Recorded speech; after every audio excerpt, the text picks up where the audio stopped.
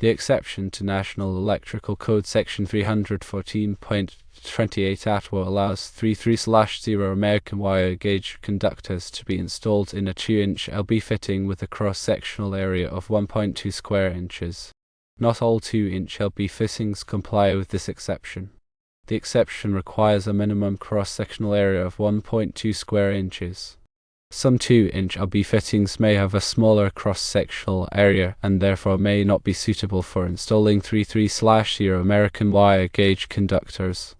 To determine if a 2-inch LB fitting is suitable for installing 33/0 American wire gauge conductors, the installer should firstly check the fitting's manufacturer's specifications. The specifications should clearly state whether the fitting complies with National Electrical Code Section 314.28 ATWA and has a cross-sectional area of at least 1.2 square inches. Secondly, calculate the cross-sectional area of the conduit. If the manufacturer's specifications do not provide the cross-sectional area, the installer can calculate it using the following formula: cross-sectional area equals pi multiplied by conduit size in inches divided by 2 squared. For a 2-inch conduit, this calculates to cross-sectional area equals pi multiplied by 2 divided by 2 squared, which equals 3.14 square inches. Thirdly, ensure that the cross-sectional area of the conduit is at least 1.2 square inches. If the cross-sectional area of the conduit is less than 1.2 square inches, it is not suitable for installing 33/0 American wire gauge conductors. It is important to note that the exception in National Electrical Code Section 314.28 ATWA only applies to 33/0 American wire gauge conductors. For different combinations of conductors, the installer should consult National Electrical Code Section 314.16 for the appropriate sizing requirements. This section of the National Electrical Code 314.28 specifically addresses pull and junction boxes, conduit bodies, and handhole enclosures. It is critical for ensuring adequate space for conductors, which prevents damage during pulling and provides sufficient room for heat dissipation. The exception within 314.28 ATWA provides a specific allowance for using smaller conduit bodies under certain conditions, but it's imperative to verify compliance rather than assume it. Let's delve deeper into each step an installer should take to ensure compliance. Firstly, checking the manufacturer's specifications is paramount. Reputable manufacturers will provide detailed information on their products, including whether they meet specific NEC requirements. This information is often found on the product itself, the packaging, or the manufacturer's website. The specifications should explicitly state whether the 2-inch LB fitting is listed for use with 33/0 American wire gauge conductors per NEC 314.28 ATWA. Look for markings or statements confirming the fitting's cross-sectional area meets or exceeds the 1.2 square inch requirement. If the manufacturer's specifications are unclear or unavailable, the installer must proceed to calculate the cross-sectional area. This involves using the formula cross-sectional area equals pi multiplied by conduit size in inches divided by 2 squared. This calculation determines the internal area available within the conduit body. For a standard 2-inch conduit, the calculation is straightforward. However, it's crucial to use the actual internal diameter of the conduit body, which may be slightly less than the nominal 2 inches due to manufacturing tolerances. Always err on the side of caution and use the smallest possible diameter if there's any uncertainty. Once the cross-sectional area is calculated, it must be compared to the minimum requirement of 1.2 square inches. If the calculated area is less than 1.2 square inches, the 2-inch LB fitting cannot be used for 33/0 American wire gauge conductors under the exception in NEC 314.28 ATWA. In this case, a larger fitting or a different wiring method must be employed to comply with the code. It's important to remember that the exception only applies to the specific scenario of 33/0 American wire gauge conductors. If the installation involves a different number of conductors or different conductor sizes, the general requirements of NEC 314.16 must be followed. NEC 314.16 provides detailed guidelines on box fill calculations, which determine the maximum number and size of conductors that can be installed in a box or conduit body. These calculations take into account the volume of the box, the size of the conductors, and any devices or fittings installed within the box.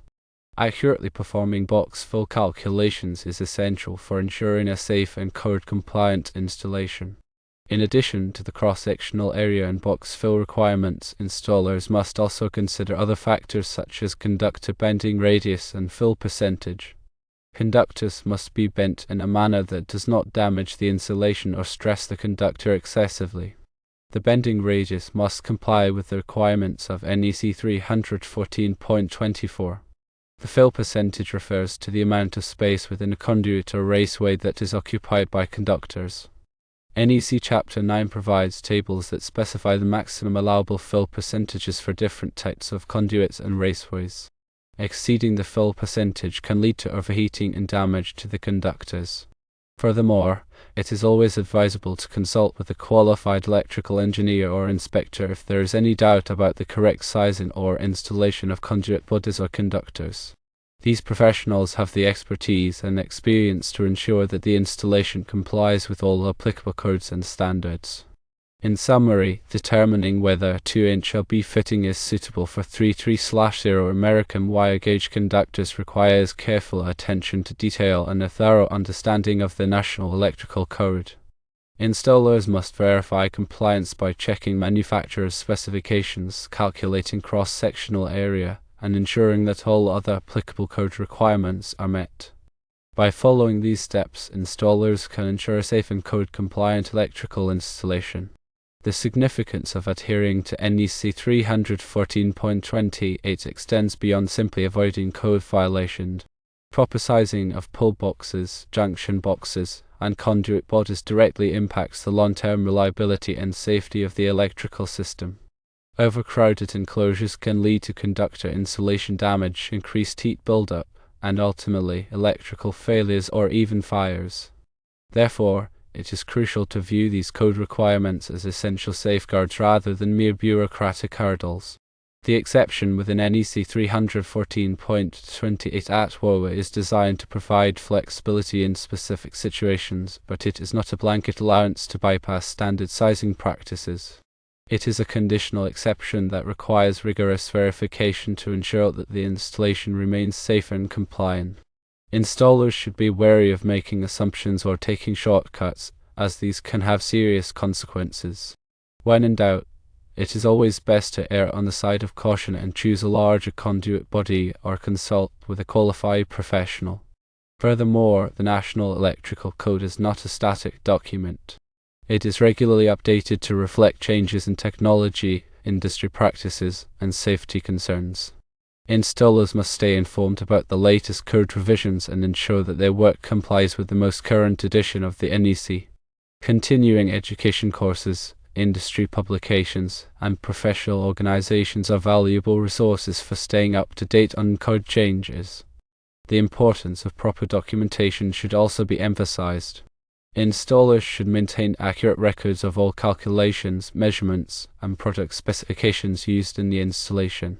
This documentation can be invaluable for troubleshooting problems, verifying compliance during inspections, and providing a clear record of the work performed. In addition to the specific requirements of NEC 314.28, installers should also be aware of other relevant sections of the code that may apply to the installation. For example, NEC 300.14 requires that sufficient space be provided at each terminal for making connections. This requirement ensures that conductors are not subjected to excessive strain or bending, which can damage the insulation and create a fire hazard. NEC 310.15 provides guidelines on conductor ampacity, which is the maximum current that a conductor can carry safely without overheating. Installers must select conductors that are appropriately sized for the intended load and operating conditions. Ignoring conductor ampacity can lead to overheating, insulation damage, and potentially electrical fires. The type of conduit body used can also affect the overall compliance of the installation. Different types of conduit bodies have different internal volumes and may be listed for different applications. The installers should select conduit bodies that are appropriate for the type of conductors being used and the environmental conditions of the installation. For example, in wet locations, conduit bodies must be rain-tight to prevent water from entering the enclosure and damaging the conductors. The material of the conduit body can also be a factor. Metal conduit bodies provide better mechanical protection and grounding than non-metallic conduit bodies. However, non-metallic conduit bodies may be more resistant to corrosion in certain environments. Ultimately, the choice of conduit body material should be based on the specific requirements of the installation. In addition to the National Electrical Code, local codes and regulations may also apply to the installation. Installers must be aware of any local amendments or requirements that differ from the NEC. Local authorities may have specific rules regarding permitting, inspections, and the types of materials that can be used. Compliance with local codes is essential for avoiding fines, delays, and potential safety hazards. The use of proper tools and equipment is also crucial for a safe and code-compliant installation. Installers should use tools that are specifically designed for electrical work and that are in good working condition. This includes tools for cutting, stripping, bending, and terminating conductors. The use of makeshift or improvised tools can be dangerous and can lead to damaged conductors or faulty connections. Proper grounding and bonding are also essential for electrical safety. Grounding provides a path for fault current to flow back to the source, which helps to trip circuit breakers or fuses and prevent electrical shock.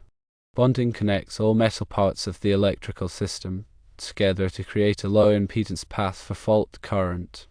Installers must follow the grounding and bonding requirements of NEC Article 250 to ensure that the electrical system is properly grounded and bonded. Finally, it is important to remember that electrical work is inherently dangerous. Installers should always take appropriate safety precautions to protect themselves from electrical shock and other hazards. This includes wearing appropriate personal protective equipment, such as gloves and safety glasses, and energizing circuits before working on them. Installers should also be trained in the proper procedures for working with electricity and should be familiar with the potential hazards involved. By following these safety precautions, installers can minimize the risk of accidents and injuries. To reiterate the key points, when dealing with 2-inch LB fittings and 3/0 American wire gauge conductors, always firstly check the manufacturer's specifications to confirm compliance with NEC 314.28 ATWR. Secondly, calculate the cross-sectional area if the specifications are not available. Thirdly, ensure the cross-sectional area is at least 1.2 square inches. Remember that this exception applies only to 3/0 American wire gauge conductors. For other conductor combinations, consult NEC 314.16. The goal is to ensure a safe, reliable, and code-compliant electrical installation.